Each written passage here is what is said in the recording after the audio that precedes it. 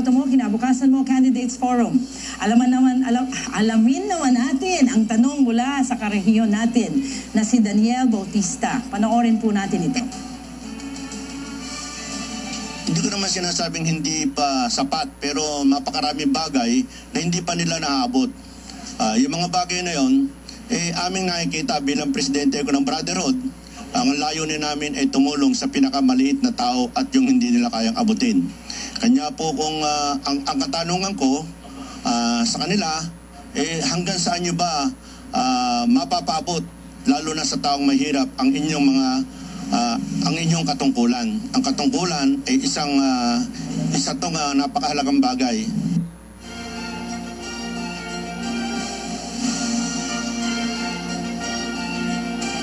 Ayun po sir, nakita natin yung tanong tungkol sa kahirapan. Pero siguro basahin ko na rin itong pinadala. Marami kasing mga nanonood sa atin galing sa Bataan eh. Ito si Edilberto Magat, maraming salamat at nanonood ka ha. At salamat dito sa tanong na to. Ang tanong, kasama po doon siguro, no, idugtong natin. Isa po ako sa umaasa ng trabaho dito sa Freeport ng Bataan. Kung sakali pong manalo kayo, anong isusulong niyong batas para sa dagdag na trabaho? Siguro po kayo, Sir Payumo. Ako'y nauna na dyan sapagkat ako ang author ng Special Economic Zones Act. Iba ito doon sa pagtatatag ng SBMA, ng Clark, at ng Port Irene at Zamboanga. Itong Special Economic Zones Act, meron na tayong 250 private sector financed eco-zones all over the country. May 900,000 workers na ang nagtatrabaho dyan, and about 80% ng ating total manufactured exports come from private sector financed eco-zones all over the country. Yung mga Laguna Technopark, Light Industry and Science Park, and so on. Nung una, 4 lamang government pa ang nag-finance. Mariveles, Cavite, Cebu, at Baguio. Nadagdagan natin ng 250 na walang kapital ang gobyerno pinasok. Ngayon, itong sa Mariveles, siguro ang katanungan ng related to employment. Related to that. Yeah, mas ang titingnan ko, paano magiging seguridad para hindi maging source of smuggling ang Freeport. Nung ako'y nasa Subic, malaking experience ako dyan. Nung nawala ako, biro mo, mahigpit na kami sa bakod, security. Pero nakapagpasok pa 854 kilos of shabu materials inside. How much more kung bukas? Okay. Yung Mariveles, bukas na bukas yan ang dalampasigan papuntang Maynila. Apo. Kailangan tuunan yan. Yung langis, paglabas. Apo. Kung yung mga gwardiya appointed by the people there, parang walang gwardiya ang customs. Balita ko may mga hammer na mga expensive sports car na lumalabas yan. Kawalan yan ng revenue ng ating government. Iyan nakakasama pa rin. Okay, okay. Salamat po. Magandang naikwento nyo na 900,000 ang nabibigyan ng employment. Yeah, itong 250. So nakakaabot in that way sa mahirap at nagkakatrabaho sila. Yun ang ibig nyo sabihin. Ngayon, dagdagan pa para yung mga skills ay ma-develop at ma-employ sila dyan. Halimbawa sa Bataan, itong Hermosa Special, yung eco-zone sa Hermosa, isang locator pa lamang yung Sumi, nag-i-employ na ng 1,500. How much more pag dumating yung mga iba? 1,500. Isa lamang yan. Isa lamang. Maraming salamat. Very, very, very, very well yung mga information po ninyo kasi marami akong hindi alam doon sa sinabi nyo. Those 900,000, that's a lot of people that we employed because of our locators ang tawag doon. Ano And po? private sector. And private sector ang nakatutok. Nagpondo niyan, hindi gobyerno. Opo. Ang nag-invest dyan sa infrastructure. That's good. So nag-umpisa na pala kahit noon yung private sector cooperation, collaboration. Yes, sir. How about you? In line with that, no? Pababalik tanaw lang ako kasi bata ka pa. Hindi mo alam Mukha lang po. Noong 1969, ito ang naging panukalang batas ng aking yumawang ama, Pablo Roman, sa Kongreso. At sa itaas naman, sa mataas na kapulungan ay si Senator Benigno Aquino ang nag-sponsor nito. Itong kauna-unahang export processing zone sa Mariveles. At after so many years ay gumawa nga, sinusugan din ni Congressman Payumo, naging PESA-law. At ngayon ginawa kang FAB. At katulad nung nabanggit niya. FAB, opo.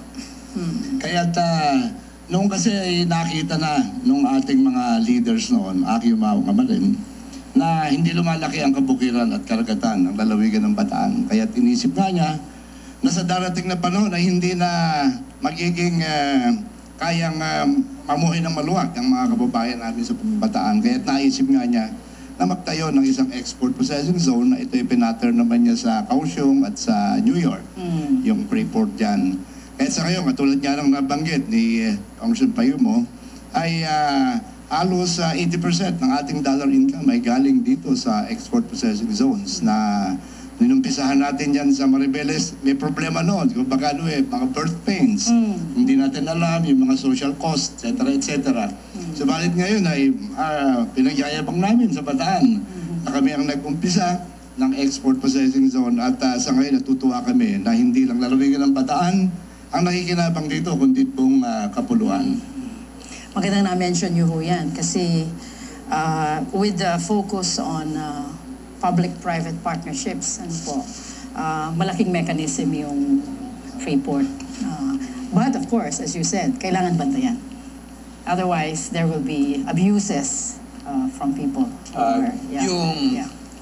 Kung pwedeng dugtungan ko, yung special economic zones, walang problema sapagkat mga raw materials, capital equipment, and supplies lamang ang duty-free and tax-free. At ang kinakailangan for manufacture for re-export. Re-export, yes. Ang problema ay kung pati langis, tsokolate, likor, pinapapasok na libre ang duty sa tax. Hindi mo na alam kung anong nasa ilalim na pinapasok yan. Dahil walang bantayan, walang inspeksyon. Yun ang dapat tutukan. Magandang na-mention nyo yan. Opo. Eto, hindi pa tayo natatapos. Marami pong tanong Basahin naman natin ang Facebook comment ng manonood natin. Pangalan niya ay si Mark Garcia. Maraming salamat, Mark, from Guagua, Pampanga. Naging matindi po ang epekto ng habagat noong sa Central Luzon. Bukod po sa bayan namin, higit din pong naapektuhan ang probinsya ng Bataan. Kasi nga, malapit sa dagat. Ano po bang magagawa ninyo kung mauupo kayo sa Kongreso para maiwasan ang pinsalang dala ng masamang panahon? Kinakailangan po bang batas para sa disaster management o iba pang mga mekanismo? Pwede na ako mag-umpisa? Whoever. Kayo muna po siguro, tapos kayo. Siguro, Grace, meron ng mga batas dyan. Kailangan lang yung maayos na implementasyon. Nakakalungkot nga at nung habagat, nung sinasabi nung ating nagtanong dyan, ay halos nalulunod na yung mga kababayan namin sa Almacen, sa Dinalupihan.